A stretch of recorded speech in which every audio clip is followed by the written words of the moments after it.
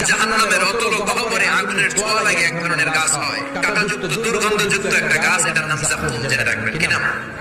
জাকুম। বিষ্ণু নবী বললেন তিরমিজির বর্ণনায়, জাকুমের একটা টুকরো যদি আল্লাহ দুনিয়াতে ফেলে, পুরো দুনিয়াটা দুর্গন্ধে সয়লাব হয়ে যাবে। পুরো দুনিয়ার মানুষগুলো জাকুমের গন্ধে ওই জায়গায় শেষ, পুরো দুনিয়াটা নষ্ট হয়ে যাবে। ওই কাঁটাযুক্ত জাকুম তাদেরকে দেয়া হবে, ক্ষুধার চোটে জাকুমই খাইতে শুরু করবে। আহা, খেতেও পারবে না, গিলতেও পারবে না। এবার কয় পানি দাও। জাহান্নামীদের জন্য 4 ধরনের ঝর্ণা আছে।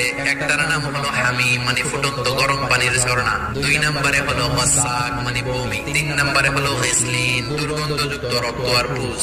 4 নম্বরে হচ্ছে মুহুল, পোড়া তেল। খা, দাও দাও করে এগুলো থেকে আগুন জ্বলবে। তৃষ্ণার চোটে এগুলোই খেতে চাইবে।